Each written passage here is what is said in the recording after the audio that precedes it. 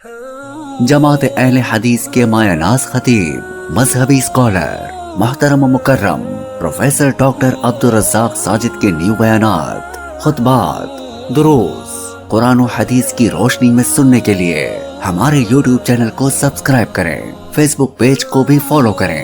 بارک اللہ فیکم۔ اس دنیا میں انسان کی رہنمائی، اس کی خیر خواہی اور اس کی بھلائی کے لیے جو ممکنہ پہلو تھے، امور تھے، ان سب کے لیے اللہ نے بندوبست کیا ہے۔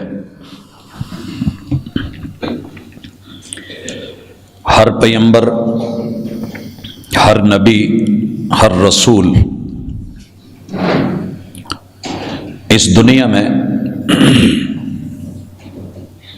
دو مقاصد کے لیے بھیجے گئے،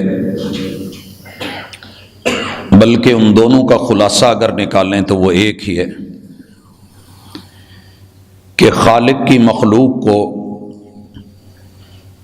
خالق کے ساتھ جوڑ کے رکھنا اور انہیں بھولا ہوا سبق یاد دلانا کہ تمہارا رب، تمہارا الہ، تمہارا مالک، تمہارا خالق، تمہارا رازق، مشکل کشا و حاجت روا، ہر موقع پہ کام آنے والا وہ اکیلا ایک اور یکتا اللہ ہے۔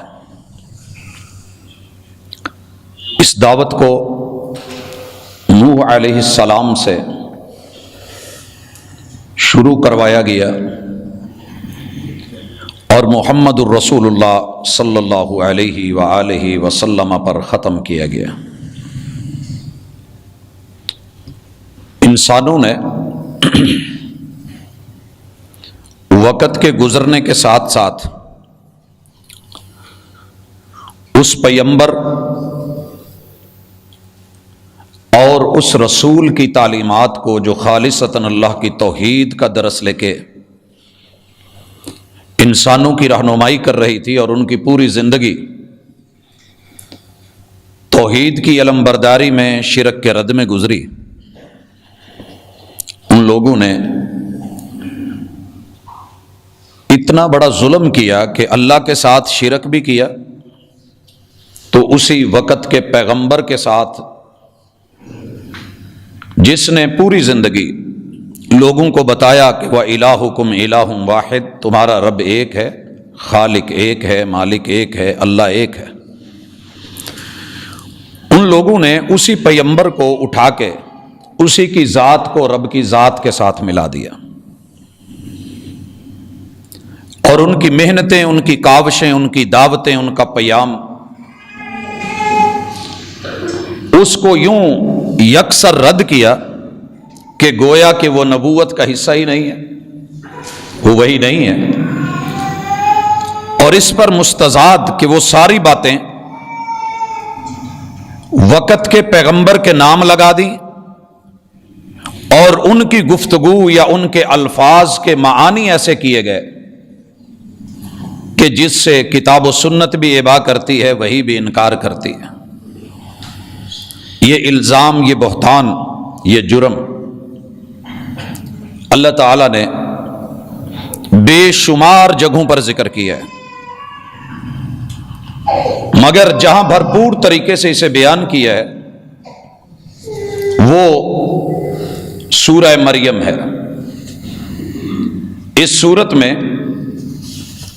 اللہ تعالیٰ نے 98 آیات، 2 کم 100 آیات کا موضوع ہی صرف یہی رکھا ہے۔ یہ وہ سورت ہے جسے حبشہ، جو کہ اس وقت عیسائی لوگ تھے، عیسیٰ علیہ السلام کو ماننے والے تھے، اور ان کو اس وقت لیڈ کرنے والا نجاشی تھا، مسلمان کفار کے مظالم سے، توحید کی دعوت کی وجہ سے تنگ آ کے جب ہجرت کرتے ہیں، اور ذہن میں رہے کہ یہ حبشہ اور جدہ ان دو کے درمیان سمندر ہے، بالکل دوسری طرف جدہ کے سامنے دوسرے کنارے پہ یہ حبشہ ملک ہے۔ رسول اللہ صلی اللہ علیہ وسلم کے رشتہ دار بھی، آپ کی آل بھی، آپ کے اصحاب بھی ہجرت کر کے ادھر جاتے ہیں، اور اس وقت سورہ مریم نازل ہو چکی تھی، اور رسول اللہ صلی اللہ علیہ وسلم کے اصحاب کو یاد تھی۔ مشرکین مکہ کو جب پتہ چلتا ہے تو یہ پیچھا کرتے ہیں، حبشہ تک پہنچتے ہیں، اور نجاشی کو جا کر کے کہتے ہیں کہ ہم اپنے علاقے کے سردار ہیں، بیت اللہ کی کفالت اور پھر اسی طرح اس کے متولی ہونے کا شرف ہمیں ہے۔ یہ کچھ نوجوان، کچھ لوگ ہماری قوم سے بغاوت کر کے، اصولوں کو توڑ کے آپ کے ملک میں پناہ لینے آئے ہیں، ان کو واپس کر دیا جائے۔ نجاشی نے ان لوگوں کو بلا کر کے جب وجہ پوچھی، دعویٰ سنا، تو انہیں جواب دعویٰ کے لیے مہلت دی۔ ان پہ ایک الزام یہ بھی تھا کہ یہ لوگ عیسیٰ علیہ السلام کو اچھا نہیں جانتے، تاکہ وہ غصے میں آ کر کے ان کو واپس کر دے، اور پھر یہ ان پہ وہی مظالم گرائیں اور ڈھائیں۔ یہ اللہ کی توحید کی بات کیوں کرتے ہیں؟ مالک الملک نے جو سورہ مریم اتاری تھی دربار نجاشی میں پڑھی گئی،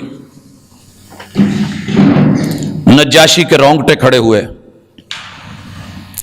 نہ صرف اس نے مسلمانوں کو تحفظ دیا، بلکہ اسلام کو بھی اس نے قبول کیا کہ جو کتاب، جو وحی، جس کے الفاظ ان انبیاء کی عصمت کے بارے میں، رفعت کے بارے میں، ناموس کے بارے میں، اور اللہ رب العزت کی توحید کے بارے میں 100% حقانیت پہ مبنی ہے، تو اسے رد نہیں کرنا چاہیے۔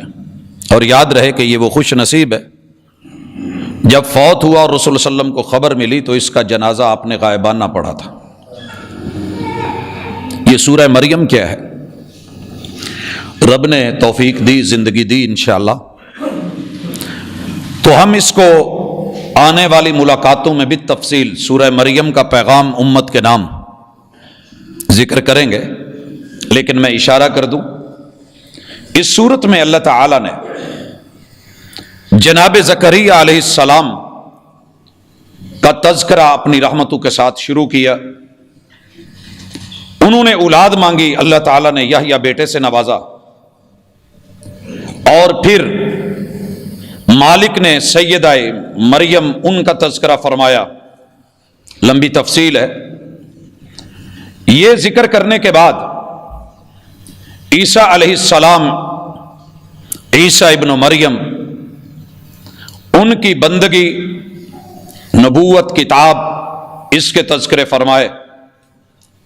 اللہ تعالیٰ نے توحید کے سلسلے میں وحدانیت اور کبریائی کا تذکرہ کرتے ہوئے ابو الانبیاء جناب ابراہیم علیہ السلام، ان کی محنت، ان کی کاوش، مد مقابل نمرودی طاقتیں، اس دور کے نجوم سے، آسمانی سیاروں سے جڑے ہوئے لوگ، ان پہ ایمان رکھنے والے، سورج چاند ستاروں کو پوجنے والے، اور دیگر ان کی شرکیات کا اللہ نے تذکرہ کر کے خوبصورت رد فرمایا۔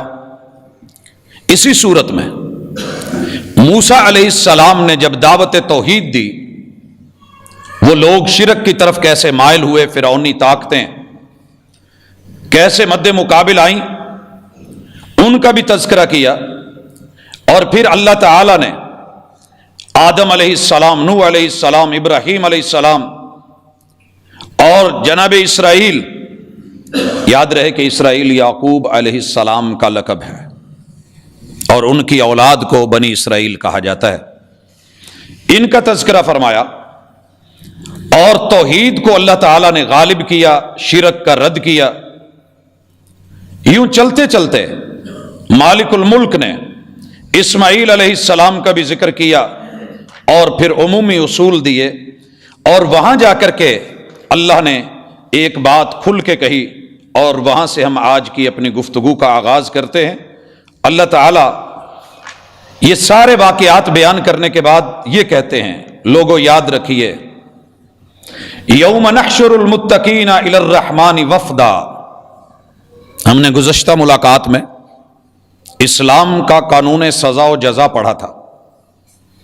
یہ سارا پہلو اس میں بھی ہے، ترغیب بھی ترہیب بھی، سزا و جزا دونوں پہلو، انسان کے جرم اور اس کی دنیا میں سزا اور آخرت میں اس گناہ کا، اس کی پاداش میں جو اللہ نے کہا ہے اس کا بھی تذکرہ ہم کرتے ہیں۔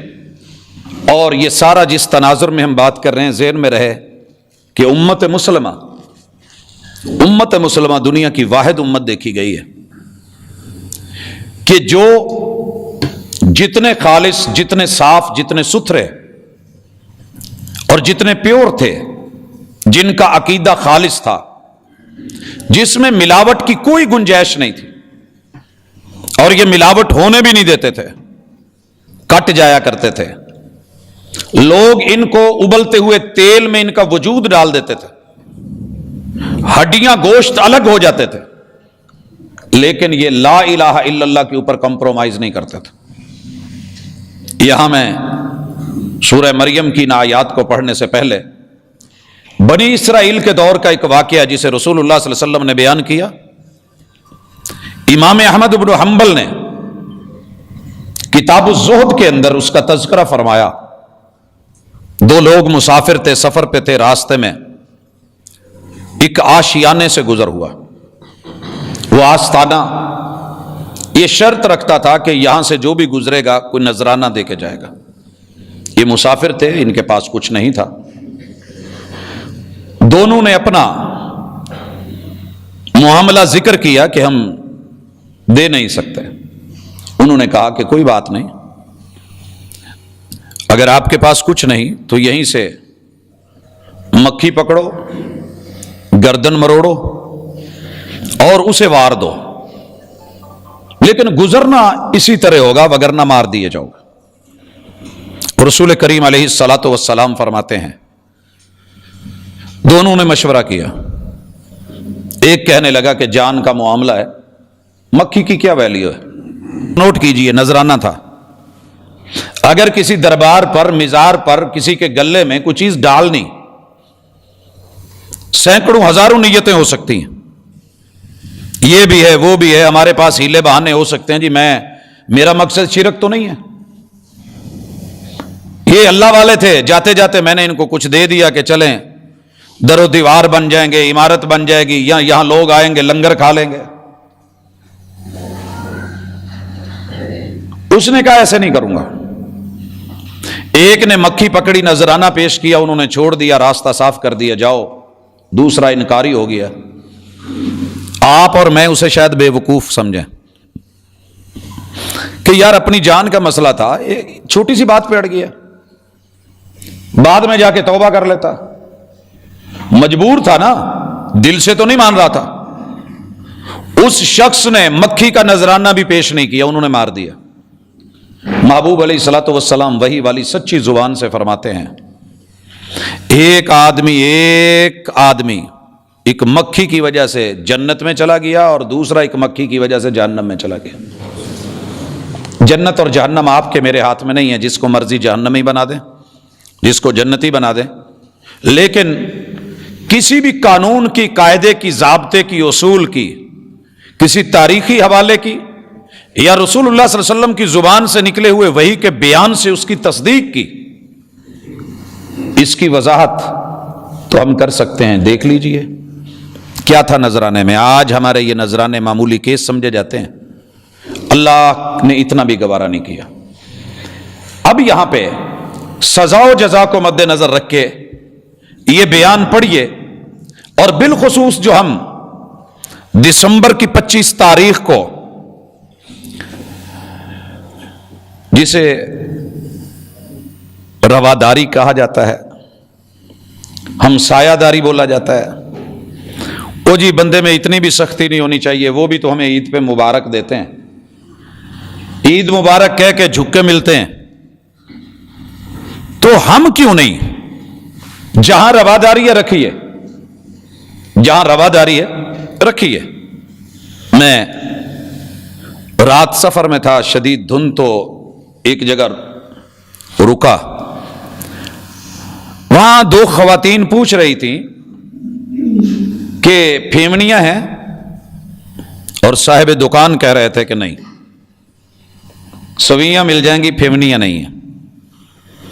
رواداری کا تقاضا۔ میں نے کہا جناب ان کی عید ہے، وہ جو بھی ہے، تو جیسے ہماری خوشیوں کے اوپر آپ اہتمام کرتے ہیں، اہتمام تو کرنا چاہیے، وہ بھی تو ہے انسان، انسان ہونے کے ناطے دیکھیے جہاں رواداری جائز ہے کیجئے، مالی معاملہ ہے دیجئے، لیکن جہاں عقیدے کا معاملہ ہو، پوری دنیا میں نے صرف مسلمانوں کو دیکھا ہے کہ ان کا حاکم وقت کہیں سر کے اوپر ان والا لباس عبادت کا پہن کے انہی کے گردوارے میں جا کر کے وہ بننے کی کوشش کرے، تو مسلمانوں کی اپنی تہذیب کہاں ہے؟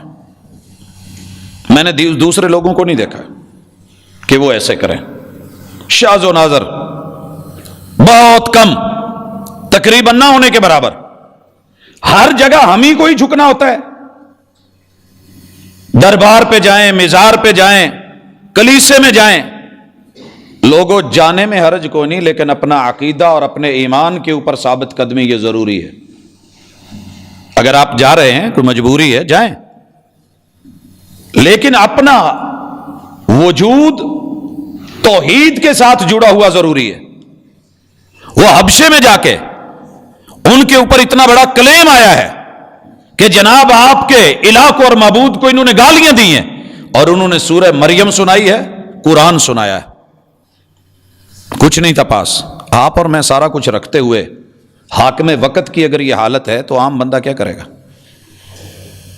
کیا کرے گا؟ اس کے بعد لاکھوں وضاحتیں دیتے پھریں۔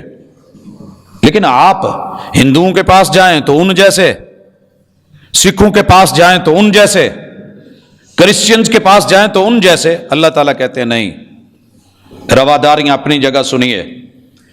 یوم نحشر المتقین الی الرحمن وفدا، یہ حشر کا میدان ہے، وفد لائے جا رہے ہیں، جو اللہ سے ڈرے، بندوں سے نہیں ڈرے۔ یہ لفظ اللہ نے استعمال کیا، یوم نحشر المتقین۔ حضرات متقی ہونے کے لیے بریلوی، وہابی، دیوبندی، شیعہ ہونا شرط نہیں ہے۔ متقی ہونے کے لیے پیور خالص مومن، وحی کا حامل و عامل، اللہ رب العزت کے ساتھ جڑا ہوا، اس کا وجود بولے کہ یہ موحد ہے، اس کا عمل بتائے یہ صرف رب سے ڈرنے والا ہے، اللہ کے احکام کو بجا لائے اور اللہ کی منع کردہ چیزوں سے روکے۔ ان لوگوں کے بارے میں اللہ فرماتے ہیں یوم نحشر المتقین الی الرحمن وفدا، قیامت کا دن، جزا و سزا کا دن وہ ہے، مالک یوم الدین، جس دن متقین کو وفد کی صورت میں لائیں گے۔ یہ ذکر کرنے کے بعد اللہ کہتے ہیں وَنَسُوقُ الْمُجْرِمِينَ إِلَى جَهَنَّمَ وِرْدًا، ہم مجرموں کو ہانک کے، اور ان کے ہانکنے کا تذکرہ، چلانے کا تذکرہ، کہ ان کے سامنے جہنم کو چلا دیا جائے گا۔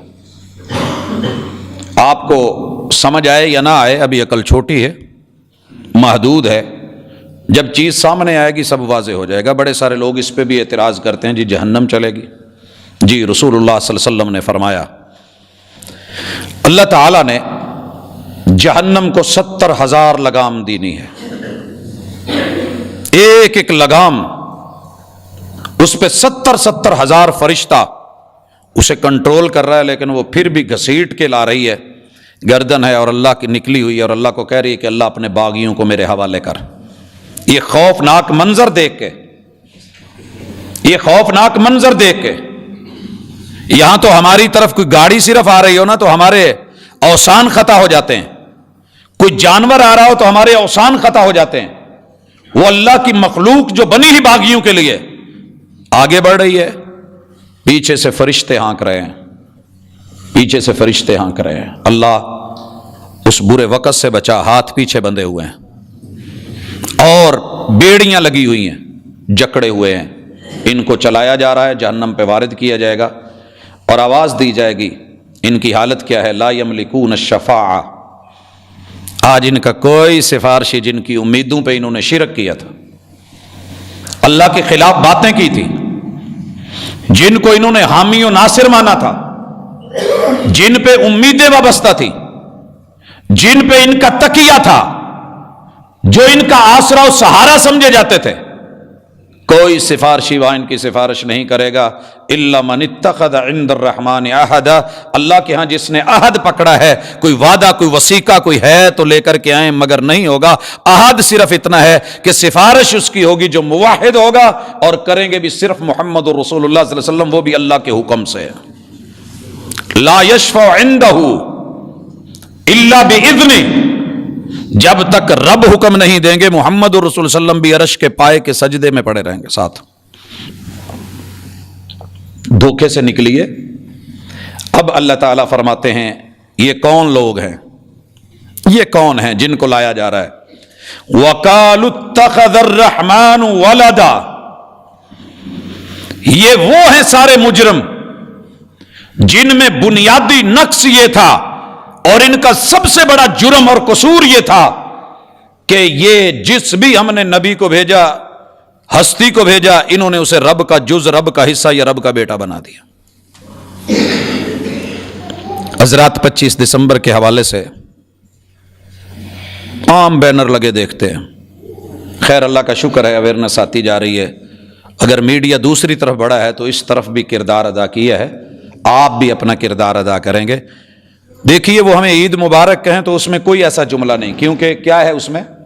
تقبل اللہ منی ومنکم، جو نیک اعمال ہیں اللہ قبول کرے، یہ دعا ہے ہماری عید کی، اللہ میرے اور آپ کے نیک اعمال کو قبول کرے۔ اور اگر عید مبارک ہے تو اس کا معنی یہ ہے کہ اللہ خوشیوں کو مبارک برکت والا کر دے، بڑی اچھی بات ہے۔ لیکن جب آپ اور میں کہتے ہیں کہ ہیپی کرسمس یا کسی بھی دوسرے لفظ میں اس کو چینج کر کے، معنی تو صرف اتنا ہے نا کہ خوشی کا دن ہے، آج 25 دسمبر کو اللہ تعالیٰ نے عیسیٰ علیہ السلام کو جنم دیا ہے، اللہ نے بیٹے کو پیدا کیا ہے، یہ معنی،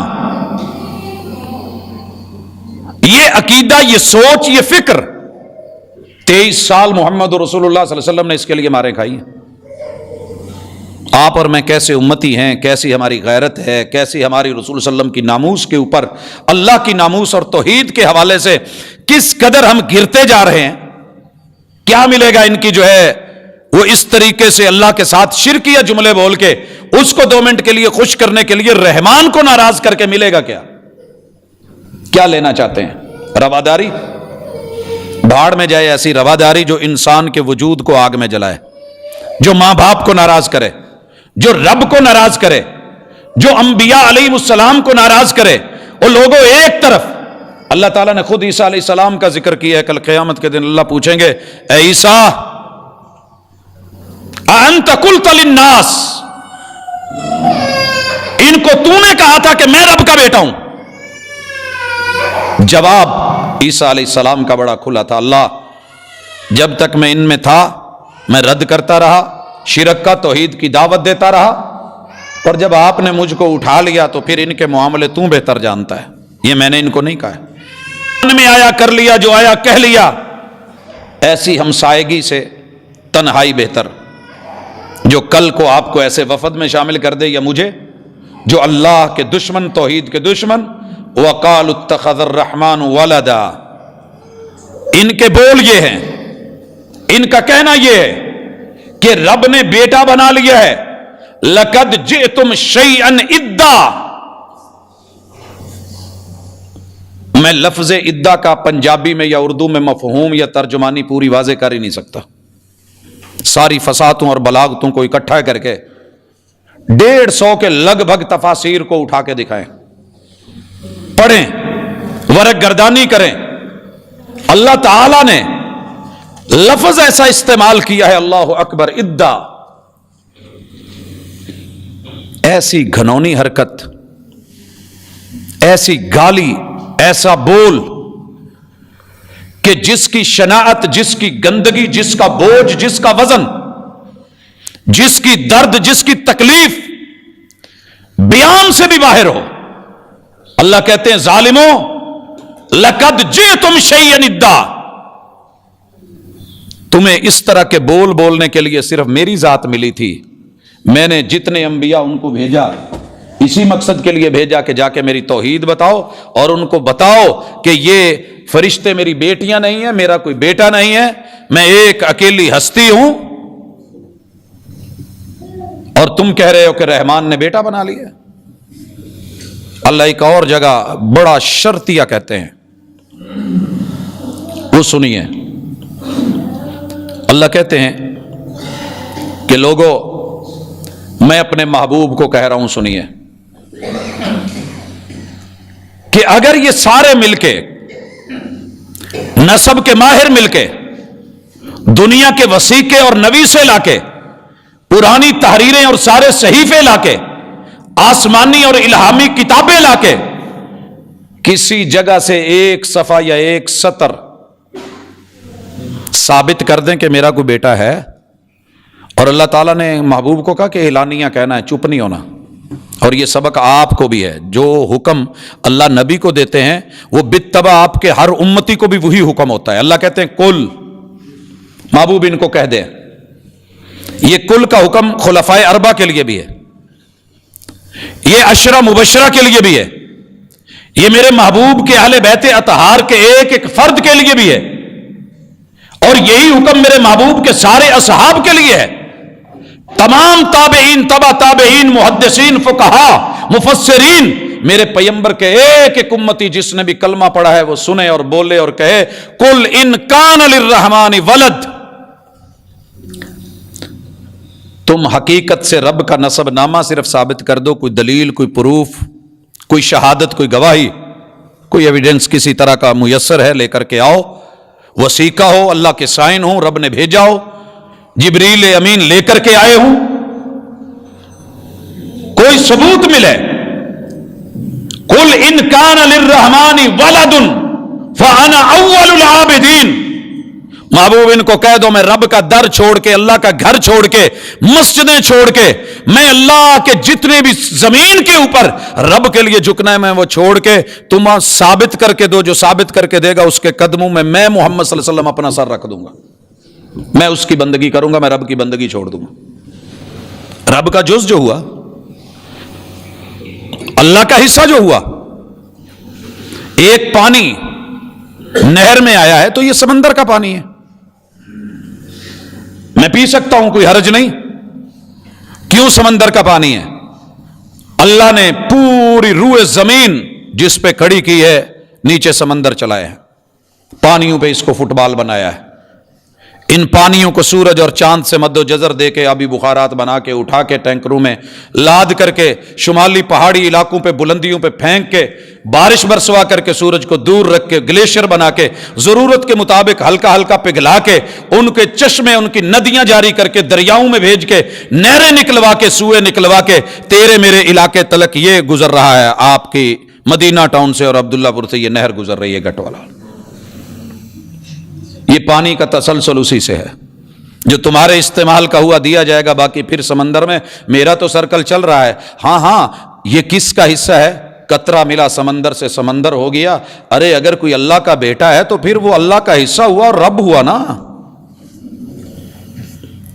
ظالموں اتنی بڑی گالی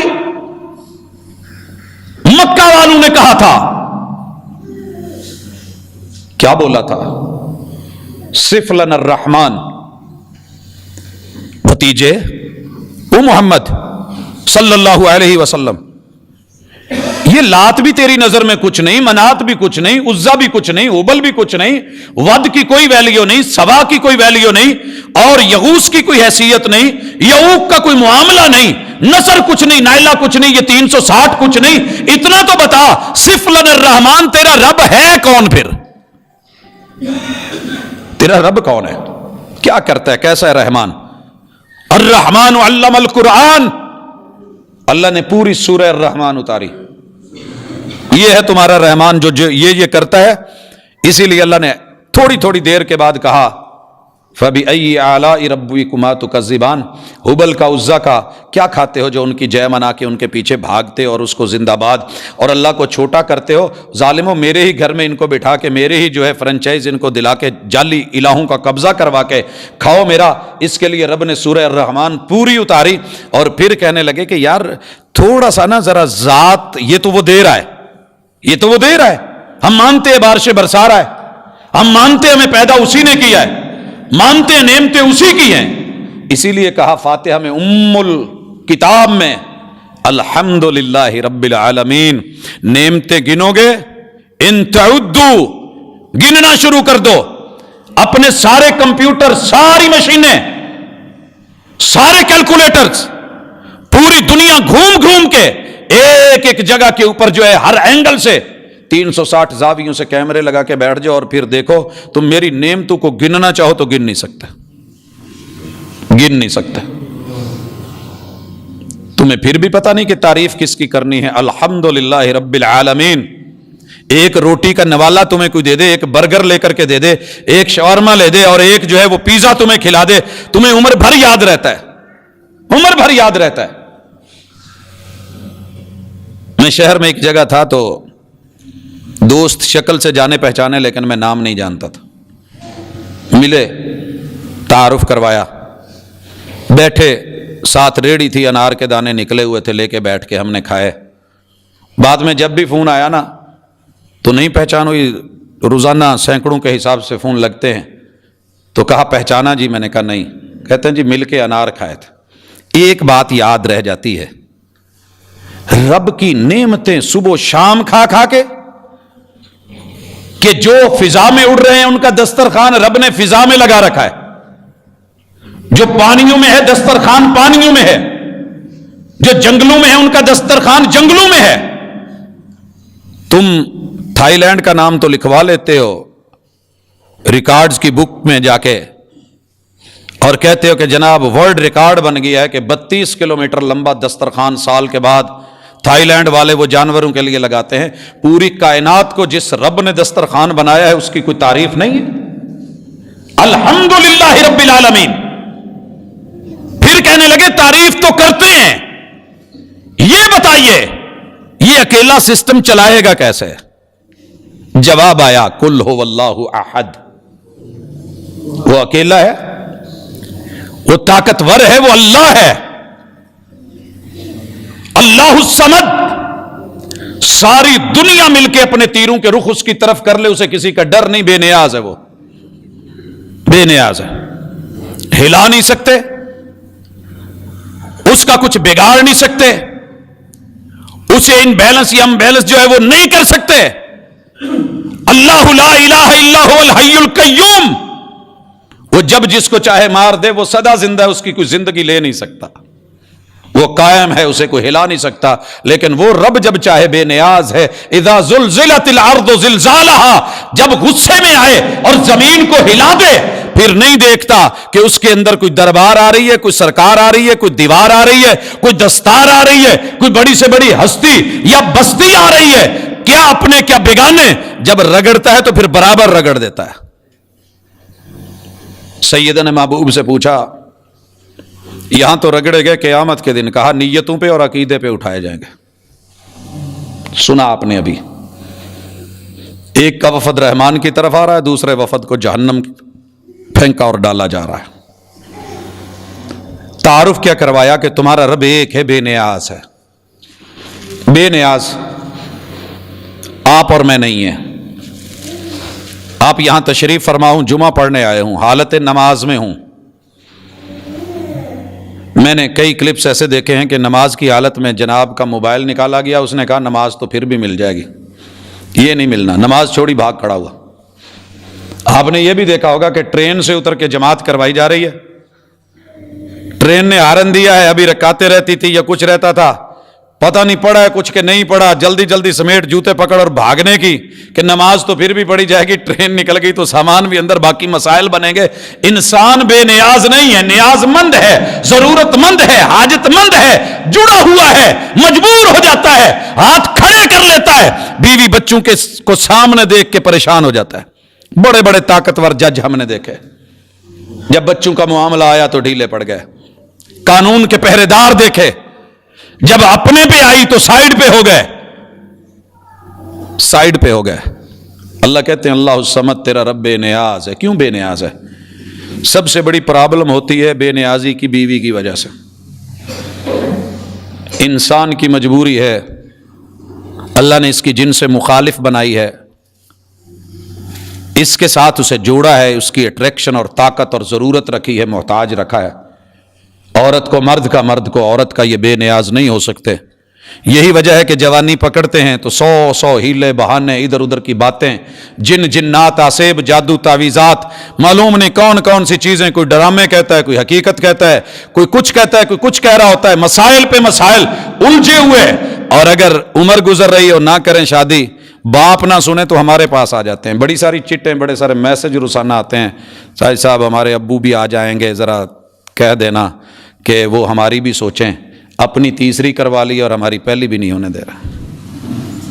کام پہ جا رہا ہوتا ہے، راستے میں پہنچتا ہے، پتہ چلتا ہے کہ گھر میں مسئلہ بن گیا، بیگم کا فون آتا ہے، سارا کچھ وائنڈ اپ کر کے میں نے میٹنگ سے لوگوں کو اٹھتے دیکھا ہے، بعد میں بات ہوگی جی، یہی وائنڈ اپ کرتے ہیں، بعد میں دیکھیں گے۔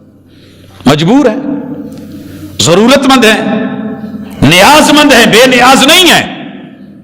بچوں کا معاملہ ہے، میرے محبوب علیہ الصلوۃ والسلام خطبہ دے رہے ہیں، ممبر پہ ہیں، اور یہ وہ ہستی ہیں جنہوں نے بولا تھا کہ جمعے کے دن اگر کسی نے تنکا بھی توڑ دیا نا، صرف بیٹھے بیٹھے، اللہ تعالیٰ اس کا جمعہ اس کے منہ پہ مار دیتے ہیں۔ ساتھ بیٹھے بندے کو آواز دے کے اشارہ کر کے صرف کہا، ایسے نہیں ایسے، یا دور سے صرف سلام ایسے بھی بولا، خطبہ جمعہ کے دوران، اس کا جمعہ باطل، جمعہ باطل۔ کبھی کبھی سمجھ آتی ہے یہ باتیں، پیپر میں بیٹھے ہوئے ایگزامینر غصے میں آ جاتا ہے، پیپر بھی لے لیتا ہے اور سارا کچھ کیس بنا کر کے اس کو فارغ کر کے باہر کر دیتا ہے، وہ اس کے فائدے کی بجائے اس کے نقصان میں بات چلی جاتی ہے۔ رسول اللہ صلی اللہ علیہ وسلم خطبہ دے رہے ہیں، اور میرے محبوب کے نواسے، ایک مرتبہ نواسی سیدہ امامہ، سیدہ زینب کی بیٹی، ایک مرتبہ یہ دونوں شہزادے، جبہ پہن کے ماں نے چلا دیا اور مسجد کے صحن میں دونوں کے پاؤں جل رہے ہیں، لڑکھڑا رہے ہیں شہزادے، جھوٹی باتیں بنائی لوگوں نے، سید کو جہنم کی آگ نہیں چھوئے گی۔ کائنات کے، جنت کے سید، جنتی سیدوں کے سردار سید، میرے نبی کا خون سید، سورج کی دھوپ سے پاؤں جلے، میرے محبوب نے خطبہ چھوڑا ہے، فوری اترے گئے۔ بے نیاز ہوتے تو رہتے، پھر کیا ہوا؟ نیاز مند تھے، ضرورت مند تھے، مسئلہ تھا، اٹھایا اور کہا۔ اللہ تعالیٰ نے اولاد کو آزمائش بنا دیا ہے، آزمائش بنا دیا ہے، لیکن رب کیا ہے؟ اللہ الصمد۔ تیرا رب پیٹ کے معاملے سے، کھانے کے معاملے سے، پینے کے معاملے سے، ان سے بھی بے نیاز ہے، اور خون کے رشتوں کے معاملے سے بھی بے نیاز ہے۔ لم یلد تمہارے رب کی بیوی نہیں ہے، بیوی ہوتی تو بچے ہوتے۔ اصول ہے تمہاری دنیا کا، رب کے بچے بنا رہے ہو، کیا کر رہے ہو؟ لم یلد، تمہارے رب کی نہ بیوی، نہ بیوی کی خواہش، نہ تمنا، نہ آرزو، نہ چاہت، نہ وہ محتاج، نہ وہ بیوی کا نیاز مند، نہ اس کے سامنے اسے جھکنا پڑتا ہے، نہ کچھ کہنا پڑتا ہے، نہ بیوی کی وجہ سے کئی چیزوں سے روکا جاتا ہے تو رکنا پڑتا ہے۔ بڑے بڑے چودھری اور خان اور مالدار، پیسے والے، دھڑلے والے، بڑے بڑے دبنگ افیسرز کو دیکھا ہے، بیوی کی ایک کال کے اوپر جو لوگوں سے بڑے سخت لہجے میں بول رہے ہوتے ہیں، بڑی عاجزیاں آ جاتی ہیں، اللہ تعالیٰ کہتے ہیں نہیں ہے میری کوئی ایسی چیز کہ جس پہ مجھے عاجز ہونا پڑے، نہیں ہے میری بیوی۔ لم یلد، میں نے کسی کو جنم نہیں دیا، میری اولاد نہیں ہے، لم یلد میں اولاد کا محتاج نہیں ہوں، لم یلد نہیں ہے میرے بچے۔ نام چلانے کے لیے بچوں کی ضرورت ہوتی ہے، نسل بڑھانے کے لیے بچوں کی ضرورت ہوتی ہے، سلسلہ نسل اور نسب کو جاری رکھنے کے لیے بچوں کی ضرورت ہوتی ہے، نہ ہو۔ اسی سورہ مریم نے نبیوں نے ترلے کیے ہیں اللہ کے، اللہ میرا کوئی وارث بنا دے، میرا وارث بنا دے، میرا وارث بنا دے۔ اتنی واضح بات اور تعارف کے بعد اللہ نے پھر بات نہیں چھوڑی، اور ساتھ میں یہ بھی کہہ دیا وَلَمْ يُولَدْ، نہ تمہارے رب کا باپ ہے نہ ماں ہے، نہ بھائی ہے، نہ بہن ہے. ولم یولد، تیرے رب کا جنم کا ولادت کا معاملہ ہی نہیں ہے. رب کا نور پیدا نہیں ہوتا. وہ تو عیسائی تھے، انہوں نے عیسیٰ علیہ السلام کو کہہ دیا مسلمانوں تم بھی توجہ کرو. آپ نے کہا کہ محمد صلی اللہ علیہ وسلم رب کا نور، رب کا جز، رب کا حصہ ہیں. الصلاۃ والسلام علیک یا نور من نور اللہ. قرآن کہہ رہا ہے ان لوگوں نے لقد جئتم شیئا ادا، میرا کوئی پارٹنر نہیں. ولم یکن لہ کفوا احد. اتنا بڑا بوجھ، اتنا بڑا الزام، اتنا بڑا بہتان کہہ کیا رہے ہو؟ تکاد السماوات یتفطرن من، تمہارے اس جملے میں کڑواہٹ اتنی ہے، یہ مجرمانہ اتنا ہے، یہ اتنا خوفناک، اتنا دردناک، اتنا اذیتناک، اتنا پریشان کن ہے کہ اگر آسمانوں کے اندر یہ صلاحیت ہوتی کہ وہ درد محسوس کرتے تو تمہارے اس جملے کی وجہ سے کہ اللہ کا بیٹا ہے میرے آسمان ساتوں کے ساتوں پھٹ جاتے. اتنا خوفناک دھماکہ، ایسا حملہ، ایسا انفجار، اللہ کے اوپر اس قسم کا بہتان، اتنی بڑی گالی، اتنا بڑا جرم. اور ظالموں آسمان پھٹ جاتے. وَتَنشَقُّ الْأَرْضُ، زمین اپنے منہ کھول دیتی، ڈھیلی ہو جاتی، پوری انسانیت کو اپنے اندر لے لیتی. کیا پہاڑ، کیا زمین، کیا حجر، کیا شجر، خوف کی وجہ سے، تکلیف کی وجہ سے. جیسے ہم نہیں کرتے ہاں ہے، اگر ان کے اندر میں نے یہ چیز رکھی ہوتی، اس جملے کا مجرمانہ ہونا، اتنا بڑا جرم، اتنی بڑی گالی، بنایا میں نے ہے، تم میری مخلوق ہو اور میری مخلوق کو اٹھا کے تم میرا جز، میرا حصہ، میرا نور، میری اولاد، میرے ماں باپ، میرے بہن بھائی، میرے ساجی، میرے شریک، میرے رشتہ دار، میرے حصے دار بنا رہے ہو. سورہ اخلاص ایسے نہیں اتاری گئی، اور سارے مسالک کو رب نے ایسے، معجزہ ہے قرآن کا، معجزہ ہے. اگر معجزہ نہ ہوتا تو کم از کم بریلوی مسلک اس سورت کو کبھی پڑھتا ہی نہ. اس پہ کیس ہوتے، ہوا ہے کیس. میں میاں چنو میں تھا.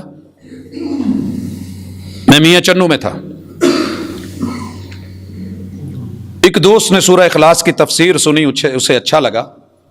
اس نے اپنی دکان کے سامنے جو گرین بیلٹ تھا دو سڑکوں کے درمیان، اس پہ سورہ اخلاص سادے ترجمے کے ساتھ بورڈ پہ لکھوا کے وہاں لگا دی. وہاں کیس ہوا، FIR کٹی، رقیبوں نے رپٹ لکھوائی ہے جا کے تھانے میں. کیا رپٹ تھی؟ کہ یہ لوگ اللہ کا نام لکھ رہے ہیں، سورہ اخلاص لکھی ہے. پوچھا گیا پھر کیا ہوا؟ سورہ اخلاص لکھی ہے. قرآن کہتے ہیں جی یہ ہمارے عقیدے کے خلاف، ہمارے مذہب کے خلاف قرآن سے ڈھونڈ کے لکھا ہے. لیکن اللہ کا معجزہ، قرآن کا معجزہ دیکھیے، پوری دنیا میں نے دیکھا ہے کسی بھی مسلک کا مسلمان ہو، نماز میں سب سے زیادہ جس سورت کو پڑھتا ہے قل هو اللہ کو پڑھتا ہے. کسی بھی نماز میں، کسی بھی رکعت میں پڑھنی، وہ اکثر قل هو اللہ احد. بلکہ رسول اللہ صلی اللہ علیہ وسلم کے ایک صحابی تھے، وہ جب بھی کوئی سورت پڑھتے تو سورت کے ساتھ سورہ اخلاص ملا لیتے. آپ علیہ الصلوۃ والسلام تک بات پہنچی، آپ نے پوچھا یہ کیا کرتے ہو؟ کہنے لگے جی مجھے رب سے پیار ہی اتنا ہے، اس میں جو اللہ کا اخلاص، اللہ کی توحید، اس کی وحدانیت، اس کی یکتائی کا تذکرہ ہے، مجھے اچھا لگتا ہے. محمد الرسول اللہ صلی اللہ علیہ وسلم نے اس کی تعریف فرمائی. یہ سورت پڑھ کے ترجمہ جانتے ہوئے بھی پھر اگر عیسیٰ رب کے بیٹے ہیں اور عیسائی مجرم ہے، اور محمد الرسول اللہ صلی اللہ علیہ وسلم رب کا نور، رب کا جز، رب کا حصہ ہے، تو یہ کلمہ گو بھی مجرم ہے. اور قرآن انہی مجرموں کے بارے میں کھلے لفظوں میں کہہ رہا ہے وَنَسُوقُ الْمُجْرِمِينَ إِلَى جَهَنَّمَ وِرْدًا. لائن سارے سفارشی، بات نہیں بنے گی. ان کا جرم یہ ہے انہوں نے اللہ کے ساتھ شریک ٹھہرایا ہے. لَقَدْ جِئْتُمْ شَيْئًا إِدًّا، تم بہت بڑے بہتان، الزام، گالیوں کے ساتھ آئے ہو. تَكَادُ السَّمَاوَاتُ يَتَفَطَّرْنَ مِنْ، قریب ہے کہ آسمان پھٹ جائیں. وَتَنشَقُّ الْأَرْضُ، زمین اپنے منہ کھول لے. وَتَخِرُّ الْجِبَالُ حَدًّا، جتنے پہاڑی سلسلے ہیں یہ منہ کے بل آ گرے. اتنا دردناک جملہ ہے یہ کرسمس، اور آپ اس کو ہیپی کہہ کے، میری کہہ کے، اس کے اوپر مبارکیں دے کے اللہ نے بیٹے کو جنا ہے، خوش ہوں، مبارک ہے آپ کو. نہ قابل معافی ہے، لیکن معافی مانگ لیجئے. اللہ تعالیٰ نے موت کا در بند ہونے سے پہلے اور موت سے پہلے اللہ تعالیٰ نے اس کی توبہ رکھی ہے. استغفار کریں.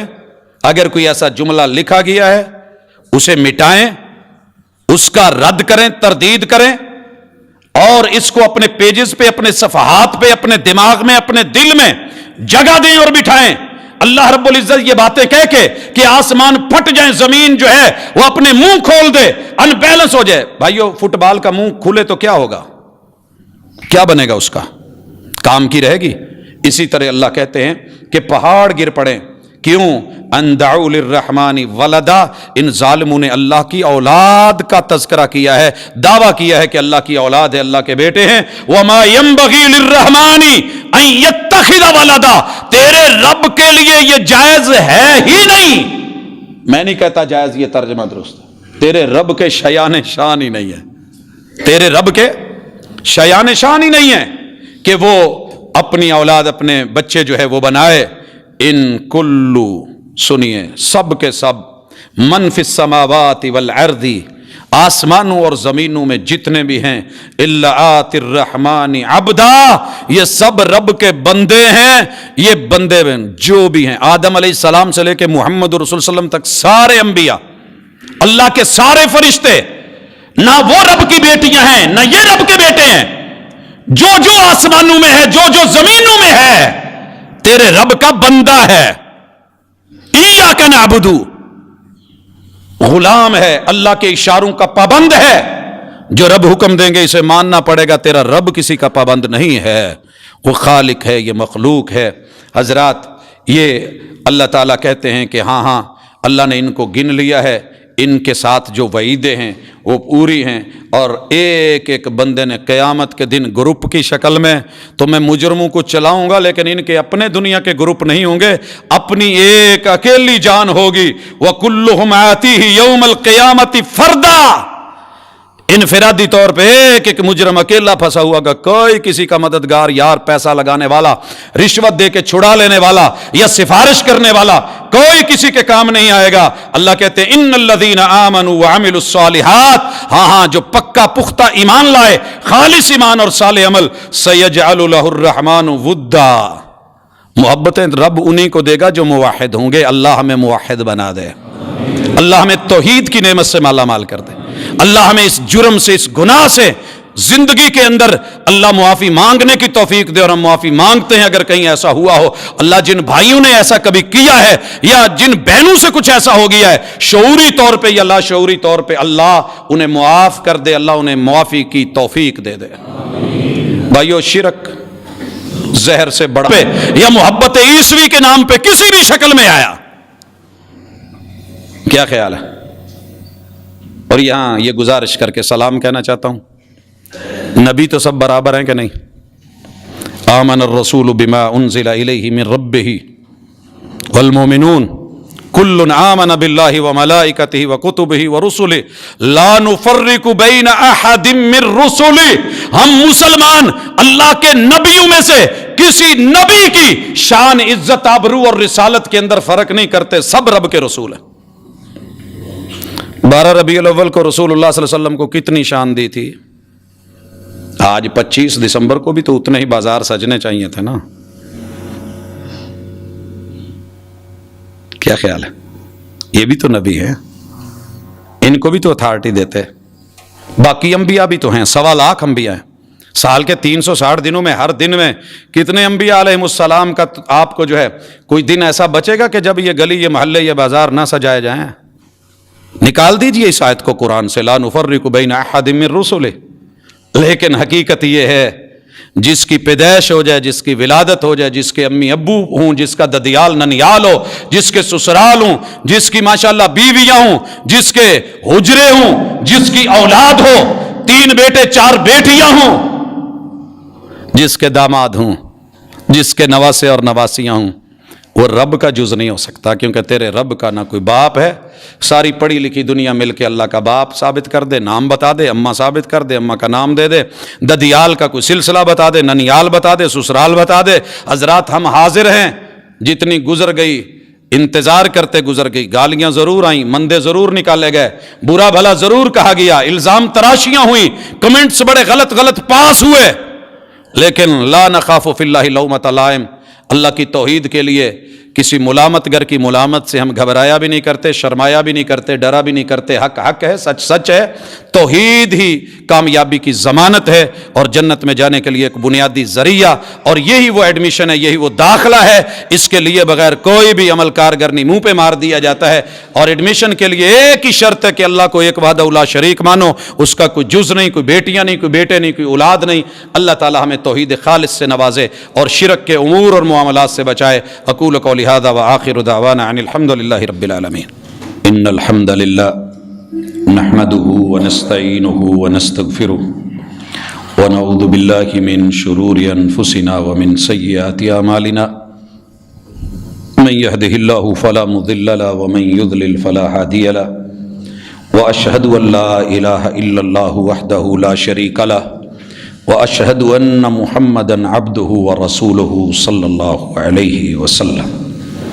حاضرین مجلس، احباب گرامی، اللہ وحدہ لا شریک پر ایمان اللہ ہمارے نصیب میں کیا ہے۔ شکر ہے تیرا کہ 5.6 ارب لوگ اس سے محروم ہیں، تو نے یہ توحید کی دولت سے مالا مال کیا ہے، اور یہ 2.25 ارب کلمہ گو، ان کے اندر جو عملی کوتاہیاں ہیں عقیدے میں، عمل میں، اللہ اس کی صفائی اور ستھرائی کے لیے آج کی یہ گفتگو خالصتاً اصلاحی بنیادوں پہ تھی، تنقید برائے تنقید نہیں، برائے اصلاح ہے۔ ہم نے اپنے گریبانوں میں جھانکا ہے، جہاں غلطیاں ہیں اللہ صحیح کرنے کی توفیق دے۔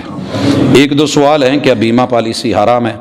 حضرات، بیمہ پالیسی کے اندر 3 بڑے جرم ہیں، اگر وہ نکال لیے جائیں تو پھر کوئی گنجائش ہے۔ بیمہ پالیسی کی سب سے بڑی دعوت دینے کی جو باعث چیز ہے وہ یہ ہے کہ آپ کے اوپر سورج بڑی تیزی سے چمک رہا ہے، اگر آپ کو کوئی چھتری دے دے تو حرج کیا ہے؟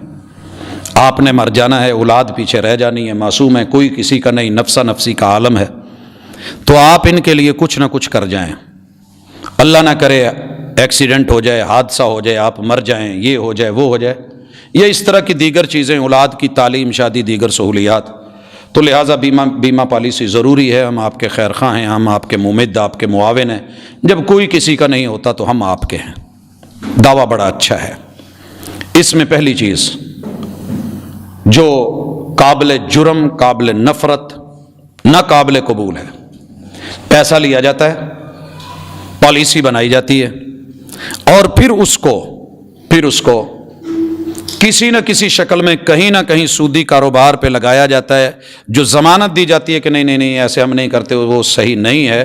کیونکہ میرے ساتھ 3 ملک عزیز کی بڑی کمپنیوں کے نمائندوں نے جب بات کی، اور اس میں جو ان کے دعوے تھے، ان میں سے ایک دعویٰ یہ بھی تھا کہ ہماری سعودیہ میں بلڈنگیں، ہم وہ ایسے ایسے ایسے، تو میں وہاں کے چپے چپے سے واقف تھا، تو میں نے کہا جناب مجھے تھوڑا سا ایڈریس دیجئے، اطلاع دیجئے، 10 منٹ کے بعد رپورٹ آپ کے سامنے ہوگی کہ آپ صحیح کہہ رہے ہیں، لیکن ادھر ادھر آئیں بائیں شائیں دیگر معاملات، کوئی واضح گارنٹی نہیں ہے کہ یہ پیسہ کہاں لگایا جاتا ہے، کیونکہ مجھے اپنا پیسہ لگا کر کے اپنے بچوں کو رزق دینا ہے، تو مجھے اس کے لیے حلال چاہیے۔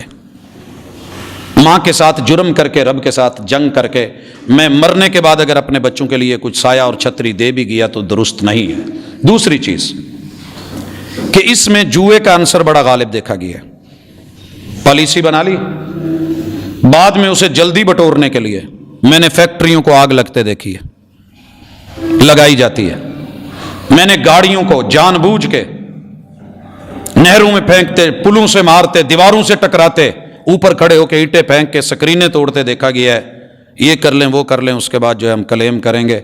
اور میں فتح پور سے گزر رہا تھا، ایک ہوٹل پہ رکا، 2 بڑے ٹینکر تیل کے آگ لگی ہوئی برابر کھڑے ہوئے، تو مجھے شک پڑا، میں نے ہوٹل والوں سے پوچھا، وہ کہنے لگے جی تیل کہیں پیچھے بیچ آئے تھے، ان کا وہ جو ہوتی ہے انشورنس وغیرہ یہ ساری ہو چکی تھی۔ پالیسیاں مختلف شکلیں ہیں، مختلف ناموں کے ساتھ ہے، یہ اس میں پرابلم تھی. یہاں آ کر کے انہوں نے کھانا کھانے کے بعد تھوڑی بہت کسی طرح وہاں آگ دی ہے اور یہ اس کو کلیم کر لیا. حضرات یہ سارا چلتا ہے، وہ انشورنس ہو، وہ بیمہ پالیسی ہو، وہ لائف کی ہو، وہ کسی اور اعتبار سے ہو. یہ دوسرا جوئے کا پہلو، دھوکے کا پہلو، فراڈ کا پہلو جو اس میں ہے وہ بھی ہے. اور تیسرے نمبر پہ سب سے بڑی چیز، انسان کا جتنا مال پیسہ ہوتا ہے اس کے ورثاء خود اللہ نے ان کو ریکمینڈ کیا ہے، ثابت کیا، ان کے نام سورہ نساء میں دیے. مگر یہاں پالیسیوں میں جس کا آپ نام دیں گے، بیوی یا بیٹا یا کوئی بھی رشتہ دار، یہ اسی کو ملنے والا ہے، باقیوں کو اس کے اندر دال نہیں گلتی. اسلام کے نظام وراثت کے خلاف تیسرا یہ بڑا. اور چوتھی چیز جو معاشی اعتبار سے آج آپ سوچئے، جو رقم آپ سے پہلے آج سے 10 سال 20 سال پہلے لی گئی اور 20 سال کی پالیسی تھی یا 10 سال کی تھی، تب کی اس رقم اور آج کے سونے کا ذرا موازنہ کر کے تو دیکھیں، جتنی طے ہوئی تھی اتنا جو ہے وہ ویلیو جو پیسے کے ساتھ گرتی ہے، مثلا بعد میں آپ کو آ کے 20 لاکھ 50 لاکھ کا جو کہا گیا ہے، تو اس سے کئی گنا زیادہ میرے اپنے پیسے کی ویلیو، اگر وہی سونا وہی میرے پاس ساری چیز ہوتی تو اس کی وہ ویلیو تھی، مجھے کچھ نیا نہیں دیا گیا. اس اعتبار سے بھی محل نظر ہے. تو لہٰذا اسلام اس کی حوصلہ افزائی نہیں کرتا. علماء کے فتوے لے کے سارے گھوم رہے ہیں، لیکن جب ان کو بٹھا کے، مجھے بڑی اچھی طرح یاد ہے، سب سے پہلے اسٹیٹ لائف والے آئے، انہوں نے کہا جناب ایسے سب سے اچھے، بہترین، زبردست، اللہ کا کرنا ہوا ان کی لڑائی ہوگی اور وہ EFU میں چلے گئے. پھر وہی صاحب میرے پاس ہے، جی وہاں کچھ اولے تھے، میں بتا نہیں سکا، مجبوری تھی، کمپنی کی جو ہے وہ رواداریاں ساری رکھنی پڑتی ہیں. میں نے کہا پہلے اولے بتا، بعد میں بات کریں گے. نہیں جی EFU بہتر ہے. میں کہہ رہا ہوں نا کہ چلیں آپ مان لیں کچھ چیزیں نہیں بتانے کے قابل ہو. میں نے کہا نہیں پہلے بتا، یہ جرم ہے، بتائے. میں نے کہا EFU کو کب ریزائن دینے والے ہو؟ کہتا نہیں اب میرا جو ہے نا زبردست ان سے پیکج ہے. اللہ کا کرنا ہوا کچھ عرصے کے بعد وہ تکافل میں پھر تشریف لائے، کہنے لگے جی EFU میں بھی یہ پرابلمز تھی. میں نے کہا تکافل میں؟ کہتے نہیں اس میں نہیں ہے. میں نے کہا اللہ کرے کوئی نئی کمپنی لاج ہو، پھر آپ آنا، پھر ہم انشاءاللہ آپ کے ساتھ مل بیٹھیں گے. حضرات عام آدمی سے بات کر کے دھوکہ دے لینا بڑا آسان ہے. اگر امام سکتہ نہ کرے تو مقتدی سورہ فاتحہ امام کے پیچھے کیسے پڑھے؟ جب آیت پڑھی جاتی ہے اس آیت کے ساتھ آیت پڑھی جائے گی. سکتہ ہو تو جب امام رکتا ہے ولضالین کے بعد تو وہاں پڑھی جا سکتی ہے. اگلا سوال یہ ہے کہ کیا سورہ فاتحہ سن لینا کافی ہے؟ میرے بھائی اگر یہ سن لینا کافی ہوتا تو محمد رسول اللہ صلی اللہ علیہ وسلم کی ذات کبھی یہ برڈن نہ ڈالتے. آپ نے کہا تھا لولا ان اشک علی امتی لامرتہم بالسواک، اگر میری امت پہ یہ بات مشکل یا مشقت والی نہ ہوتی میں امت کو کہہ دیتا. کیا کہتا؟ کہ وہ مسواک کریں ہر نماز ہر وضو کے ساتھ. لیکن مشکل ہے، میں اس وجہ سے یہ نہیں کہہ رہا. تو نبی کبھی مشکل نہیں امت پہ ڈالتے، جو فرض ہوتا ہے وہی. آپ نے کہا تھا لا صلاۃ لمن لم یقرأ بفاتحۃ الکتاب، جس نے فاتحہ نہیں پڑھی ہے اس کی نماز نہیں ہوئی ہے، نہیں ہوئی ہے. باقی جس روایت کو لا کر کے یہ دیا جاتا ہے کہ جی امام کی نماز، تو پھر امام نے نماز پڑھ لی، آپ کیا کر رہے ہیں پیچھے؟ امام نے پڑھ لی، آپ کیا کر رہے ہیں پیچھے؟ وہ جی اللہ نے روکا ہے فَإِذَا قَرَأْتَ الْقُرْآنَ وَإِذَا قُرِئَ الْقُرْآنُ، یہ سورہ اعراف کی جو آیات ہے ان کا حوالہ دیا جاتا ہے. نہ اس میں نماز کا، نہ اس میں فاتحہ کا ذکر، اوورآل قرآن کا ہے. مشرکین نے کہا تھا کہ لا تسمعوا لهذا القرآن، اللہ نے کہا وَإِذَا قُرِئَ الْقُرْآنُ فَاسْتَمِعُوا لَهُ، انہوں نے کہا نہ سنو، اللہ نے کہا سنو. انہوں نے کہا تھا شور ڈال دو، اللہ نے کہا وَأَنصِتُوا، چپ رہو. انہوں نے بولا لَعَلَّكُمْ تَغْلِبُونَ، تاکہ تم غالب آ جاؤ. اللہ نے کہا لَعَلَّكُمْ تُفْلِحُونَ، تاکہ تم ترحمون، تمہارے اوپر رحم کیا جائے. تو یہ اس کا جواب تھا. اور اگر یہ فاتحہ کے بارے میں تو اگلی آیت بھی پڑھ لیں سورہ اعراف کی. اللہ کہہ رہے ہیں کہ دل میں پڑھ. کہتے ہیں جی وہاں فاتحہ کا نام نہیں، تو وہاں یہاں کہاں ہے؟ رسول اللہ صلی اللہ علیہ وسلم نے واضح کہا ہے فاتحہ کے بغیر نماز نہیں ہوتی. میرے دوست تھے، احباب تھے، ملنے والے، اسی پہ بحث ہوئی، حتیٰ کہ چائے پہ تشریف لائے. چائے ماشاءاللہ عصر کے بعد کا ٹائم تھا، بڑی بھرپور چائے دی گئی، بڑے بڑے مٹکے اور مگے جو ہیں وہ رکھے گئے. جب ڈھکنے اٹھائے تو کہنے لگے کہ باجی پتی ڈالنا بھول گئی ہے، ذرا انہیں دوبارہ کہہ دیں. بلایا گیا بچے کو، بھیجی گئی اندر، ٹرے بھیجی گئی پتی کے لیے. دوبارہ آئے تو پھر وہ ویسے کی ویسے وائٹ چائے. میں نے کہا یار دودھ زیادہ اچھا ہوتا ہے، پی لے. کہنے نہیں جی چائے پینے ہیں، ہم اس سے دودھ نہیں پیا جاتا، آپ کی مہربانی کہیں. تیسری دفعہ بھیجی چائے پھر سفید. اور پتہ جو جملے سنے میں نے وہ 3 جملے تھے. جب پہلی مرتبہ آئی تو ہم نے کہا باجی بھول گئی ہے. دوسری دفعہ جب آئی تو ہم نے کہا کہ باجی شاید نہ سن دی نہیں. تیسری مرتبہ جب ویسے آئی ہے تو پتہ یہ چلا کہ باجی نو دسدا بھی نہیں تو باجی تہاڈی مانتی بھی نہیں. میں نے کہا جی آپ مہمان ہیں جو کہہ سکتے ہیں میزبان ہوں, میں کیا کہوں. میں نے اپنے کپ سے ڈھکنا اٹھایا تو پتی پوری تھی. میں نے کہا جناب آپ وہ پیجئے میں یہ لیتا ہوں. کہا تہاڈی, میں نے کہا وہ جو آپ نے باتیں کی ہے نا کہ باجی سنتی نہیں, باجی دیکھتی نہیں, باجی جو ہے وہ مانتی نہیں اور ایسے ضدل ہے, وہ آپ کی بات نہیں سنتی. میں نے کہا ہاں جو کہا ہے وہ سنا ہے, لیکن یہ دیکھیے میں پی رہا ہوں تو آپ نے پی لی. ادھر ہے نا, کوئی ضروری تو نہیں پتی چائے کے لیے. کہنے لگا جی پتی نہ ہوئے تو چاہ کا دی. میں کہ سونے ہو جی فاتحہ نہ ہوئے تو نماز کا دی. آقا نے بولا ہے یہ میں پی رہا ہوں آپ کو مل جائے گی, آپ پئیں یا نہ پئیں, میں پی رہا ہوں نا آپ کو پہنچ جائے گی. وہ آپ نے پی, ہم نے کب پی, ہمارا تو نام بدنام کیا ہے ہم نے. امام نے پڑھی تو سب کی ہو گئی, چاہے میں نے پی تو باقی رہ گئے. اللہ سے ڈریں کچھ. ایسے ہی اپنی ضد اور انا پہ ہم اڑے ہوئے ہیں. رسول صلی اللہ علیہ وسلم نے کہہ دیا نہیں ہوتی, ہم بھی کہیں گے نہیں ہوتی. کیوں نہیں ہوتی, میرا رب جانتا ہے. سبحانک اللہم و بحمدک اشہد ان لا الہ الا انت.